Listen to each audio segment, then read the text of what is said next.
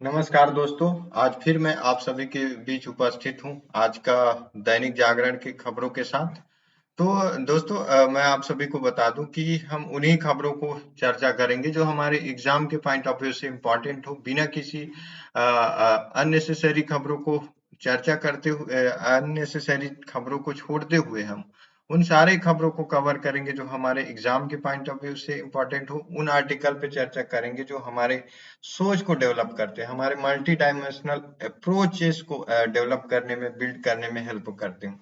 तो आइए शुरुआत करते हैं हमारे टॉप न्यूज के साथ, फ्रंट न्यूज के साथ। तो आज का फ्रंट न्यूज जो है, राज्यपाल और सरकार के बीच जो होने वाले अक्सर विवाद, जो स्टेट गवर्नमेंट और राज्यपाल के बीच होने वाले विवादों के बीच है।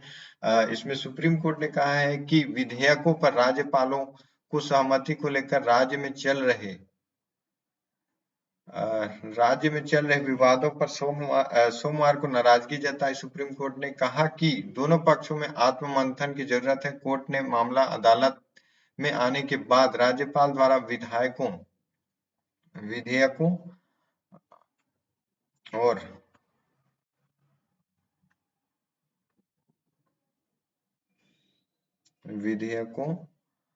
अ, विधेयकों पर कार्यवाही किए जाने पर भी टिप्पणी की। प्रधानमंत्री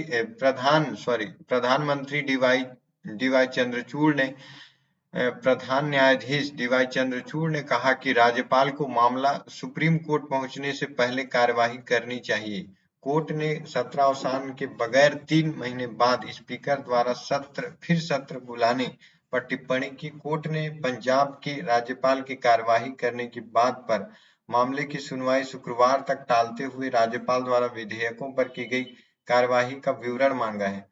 प्रधान न्यायाधीश डीवाई चंद्रचूड़, जस्टिस जेबी पार्डीवाला व मनोज मिश्रा पीठ ने पंजाब सरकार की याचिका पर सुनवाई के दौरान सोमवार को कहा कि ये टिप्पणियां की पंजाब सरकार ने सुप्रीम कोर्ट में याचिका दाखिल कर राज्यपाल पर 4 विधेयकों की मंजूरी नहीं देने का आरोप लगाया है। केरल और तमिलनाडु सरकारों ने भी सुप्रीम कोर्ट में याचिका दाखिल कर राज्यपाल पर विधेयकों को मंजूरी नहीं देने का आरोप लगाया है।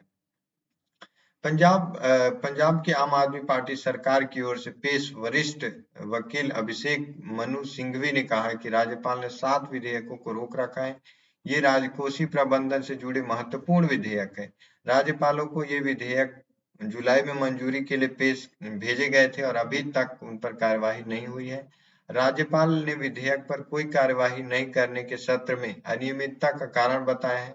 राज्यपाल का कहना है कि सत्रावसान के बाद विधानसभा अध्यक्ष सत्र नहीं बुला सकते, लेकिन ये कहना सही नहीं है कि क्योंकि सत्र अनिश्चितकालीन के लिए स्थगित था। राज्यपाल सचिवालय की ओर से पेश सॉलिसिटर जनरल तुषार मेहता ने कोर्ट को बताया कि उन्हें निर्देश मिले हैं कि राज्यपाल ने विधेयकों पर उचित कार्यवाही की है। ऐसे में पंजाब सरकार की इस याचिका की जरूरत नहीं रह गई है।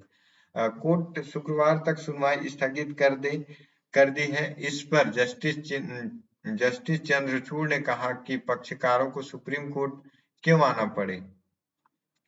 राज्यपाल तभी कार्यवाही करते हैं जब मामला सुप्रीम कोर्ट पहुंचता है।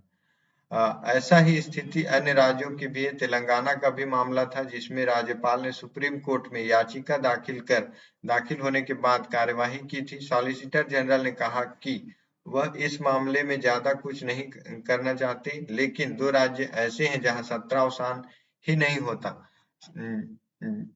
सीजेआई ने पंजाब में विंस सत्र बुलाने के तरीकों पर सवाल उठाते हुए कहा कि विधानसभा का सत्र मार्च में बुलाया गया था और अनिश्चित काल के लिए स्थगित कर दिया गया।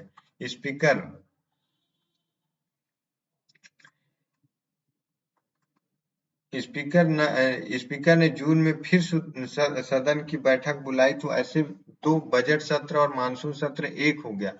क्या संविधान में यही योजना दी गई है? आपको 6 महीने में सत्र बुलाना होता है, ठीक है ना? सॉलिसिटर जनरल ने कहा कि यह प्रक्रिया संविधान की योजना के विरुद्ध है, क्योंकि एक बार सत्रावसान होने के बाद उसकी बैठक ऐसे नहीं बुलाई जा सकती। चीफ जस्टिस ने कहा कि राज्यपाल विधेयक को रोक सकते हैं या एक बार फिर उसे वापस कर सकते हैं। केरल सरकार की ओर से पेश वरिष्ठ वकील के वेणुगोपाल ने केरल के राज्यपाल द्वारा विधेयकों को लौटाने और मंजूरी न देने का मुद्दा भी उठाया है। तो वेणुगोपाल ने आग्रह किया कि उनकी याचिका पर भी सुप्रीम कोर्ट को सुनवाई कर ले। कोर्ट ने केरल व तमिलनाडु की याचिका को शुक्रवार को सुनवाई पर लगाने का आदेश दिया। पंजाब के मामले में कोर्ट ने सुनवाई शुक्रवार तक टालते हुए सॉलिसिटर जनरल तुषार मेहता से कहा कि शुक्रवार को कोर्ट को बताएंगे कि राज्यपाल ने विधेयक पर क्या कार्यवाही की।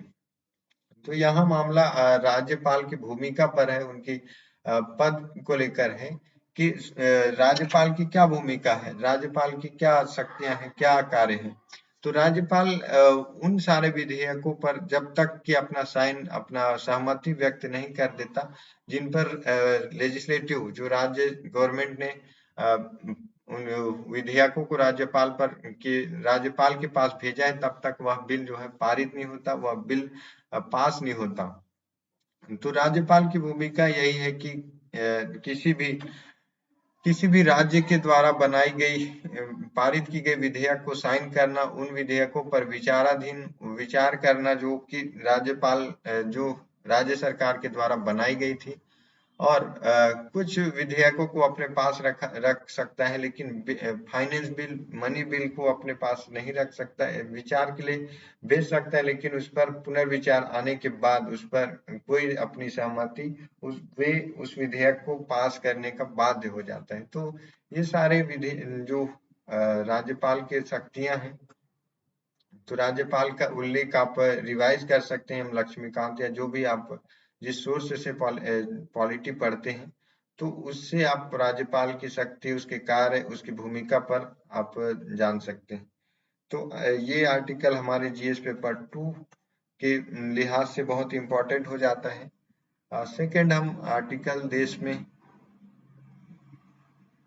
सेकंड आर्टिकल हम पढ़ेंगे जो हमारे लिए इंपॉर्टेंट हो।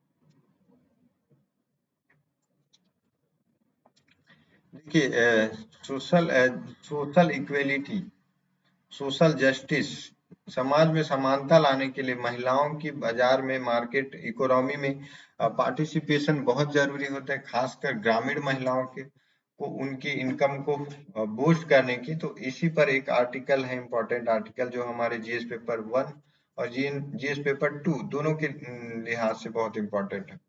ग्रामीण परिवेश में अर्बन हाट के नवाचार से पर्यटन संग रोजगार। तो पर्यटन जो है रोजगार का एक बेहतरीन जरिया है, बेहतरीन साधन है। भारत में पर्यटन के क्षेत्र में प्रचुर संभावना है, इससे रोजगार सृजन और आर्थिक सशक्त करने की भी सहायता मिलती है। अब ग्रामीण पर्यटन पर देश में नवाचार हो रहे, ऐसे ही एक प्रयास बिहार के मधुबनी जिले में किया गया है। अररिया संग्राम गांव के मिथिला अर्बन हाट पर्यटकों को ग्रामीण परिवेश में देसी खान पान से लेकर पारंपरिक कला और लोक संस्कृति के रंग से सराबोर कर रही है। यह नवाचार रोजगार सृजन के साथ स्थानीय बाजार के लिए संजीवनी साबित हो रही है और अन्य प्रदेशों के लिए प्रेरणा भी। कैसे?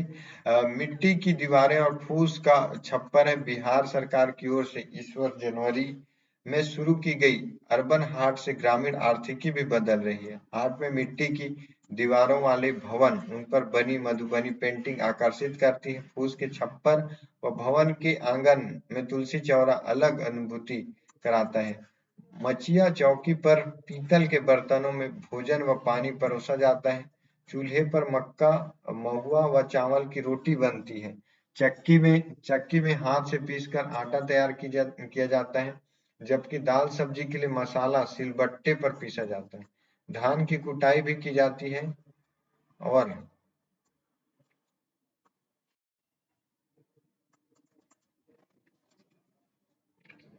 जाती है। स्थानीय कला को भी मिला मान। प्रत्येक रविवार मिथिला के लोकगीत व नृत्य से जुड़े सांस्कृतिक कार्यक्रम होते हैं। रोजगार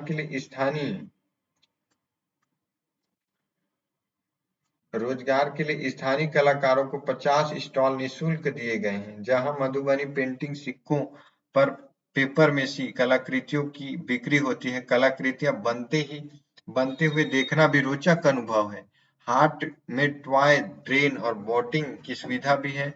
जब अन्य प्रदेशों से लोग आने लगे हैं, बनारस की आयुषी मुस्कान, योगेश तन्या व संदीप बताते हैं कि इंटरनेट मीडिया से हाट हाट मतलब बाजार की जानकारी मिली। हमारे समृद्ध ग्रामीण परंपरा की झलक यहाँ दिखती है। मधुबनी की रैयाम पूर्वी पंचायतों के भगवंत कुमार ठाकुर कहते हैं कि युवा पर्यटक पारंपरिक व्यंजनों और ग्रामीण संस्कृति की ओर आकर्षित हो रहे हैं। तो ग्रामीण में अगर ग्रामीण अर्थव्यवस्था डेवलप होती है, बिल्ड होती है, तो उससे कई सारे मल्टी डायमेंशनल उसमें इम्प्रूवमेंट, सुधार होता है इकोनॉमी में। एक समानता के, आर्थिकी समानता की दृष्टि से, सामाजिक समानता की दृष्टि से, पॉलिटिकल समानता की दृष्टि से उसमें सुधार आता है। तो जरूरी है कि ग्रामीण विकास में पर्यटन को बढ़ावा दिया जाए। साथ ही साथ एक सोशल इक्वलिटी के लिए, महिलाओं की भूमिका को बढ़ाने के लिए एक लघु उद्योग के साथ पर्यटन को बढ़ावा दिया जाए और ग्रामीण कला में महिलाओं की, उनकी कला, उनकी संस्कृति को बढ़ावा दिया जाए। इससे समाज में ग्रामीण जो ज्यादातर महिलाएं जो बाहर पलायन करती हैं, माइग्रेन के शिकार होती हैं, तो माइग्रेशन के शिकार होती है, तो उसमें सुधार आ जाएगा। तो ग्रामीण अर्थव्यवस्था को सुधारने के लिए एक बहुत अहम पहल है मधुबन के ग्रामीणों के द्वारा। ऐसे भारत की हर एक ग्रामीण संस्कृति को बढ़ावा दिया जा सकता है और इकोनॉमी जनरेट की जा सकती है। तो ऐसे आर्टिकल ऐसे इम्पोर्टेंट है। नेक्स्ट आर्टिकल हमारे इजराइल को लेकर है, जो कि हमारे काफी आर्टिकल्स हमने इजराइल हमास को लेकर पढ़ा। एक अच्छा आर्टिकल हमारे चुनाव पारदर्शिता की मांग, चुनावी चंदा में पारदर्शिता की मांग करता है। तो पारदर्शिता क्यों होनी चाहिए? लोकतांत्रिक शासन प्रणाली में वित्तीय लेन देन की पारदर्शिता एक अपरिहार्य आवश्यकता है। भारत में चुनावी प्रक्रिया में भागीदारी करने वाले विभिन्न मुद्दों के अपारदर्शी और संदिग्ध लेन-देन को नियंत्रित करने के लिए वर्ष 2017 में चुनावी बॉन्ड योजना का सूत्रपात किया गया, लेकिन अब यह व्यवस्था संदेह के घेरे में आ गई है। मुख्य न्यायाधीश डीवाई चंद्रचूड़ की अध्यक्षता में 5 जजों की न्यायाधीश संविधान की पीठ चुनावी बॉन्ड की वैधता को चुनौती देने वाली याचिकाओं पर अपना निर्णय सुरक्षित रख लिया है। संविधान पीठ ने भारत के चुनाव आयोग को 30 सितंबर 2030 तक विभिन्न राजनीतिक दलों पर प्राप्त चंदे का समग्र विस्तृत विवरण प्रकाशित करने को कहा है। तो इसमें चुनावी बॉन्ड जो आते हैं उस पर पारदर्शिता क्यों होनी चाहिए, सभी लोगों तक उसकी जानकारी क्यों होनी चाहिए? इससे क्या है कि जो भी कॉर्पोरेट घराना है, जो किसी पॉलिटिकल पार्टीज को अपनी चंदा देती है, तो उसमें क्या है कि अगर वो पार्टी जीतती है, अगर वो पार्टी विन होती है, रूल्स करती है, तो स्वाभाविक सी बात हो जाती है कि वो पार्टी अपना सारा जो भी काम आएगा, जो भी वर्क होगा, वो कॉर्पोरेट लीडर के साथ, कॉर्पोरेट घराने के साथ मेल करेगी, मैच करेगी और उसको देगी। तो इससे क्या होगा, एक भ्रष्टाचार का जो कल्चर है वो डेवलप होगा और ये सर्कल बना रहेगा। तो इससे क्या है, अगर सभी तक इसकी जानकारी होगी कि कौन से कारपोरेट कौन सी पार्टी को, कौन सी पॉलिटिकल पार्टी को, कौन सी राजनीतिक दल को अपना चंदा देती है, जिससे कि उन सब के बीच लिंक, उन सब के बीच जो है लिंक, एक साझेदारी उनकी लिंक समझ में आ जाए। तो इसलिए जो है पारदर्शिता जरूरी है, मतलब किसी भी चुनाव पार्टी के लिए, चुनावी दल के लिए और राजनीतिक पार्टी चुनाव आयोग को इस बारे में भूमिका निभाने की आवश्यकता है।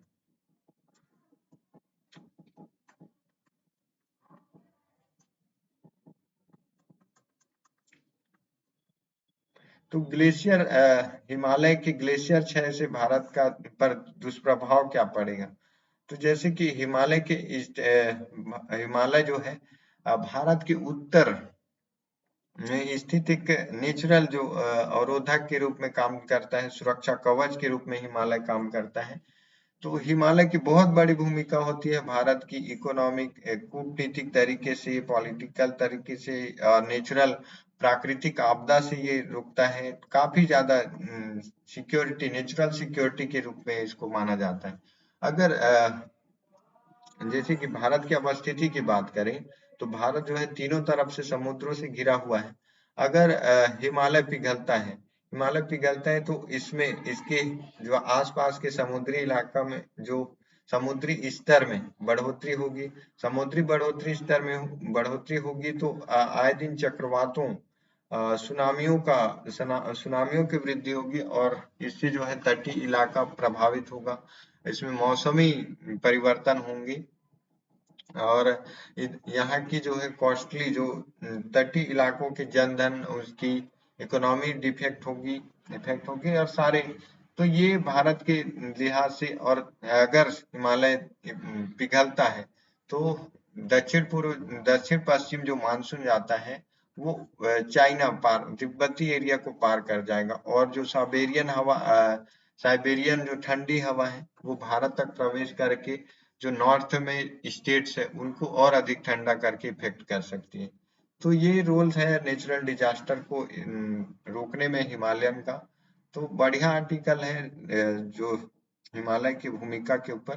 तो इस पे उसकी सुरक्षा पर एक रणनीतिक चर्चा करने की जरूरत है, ऐसा आर्टिकल में लिखा गया है, जो कि हमारे जीएस पेपर 1 जियोग्राफी सेक्शन के लिहाज से इम्पोर्टेंट है, साथ ही साथ जीएस पेपर 3 डिजास्टर मैनेजमेंट के लिहाज से भी इम्पोर्टेंट है।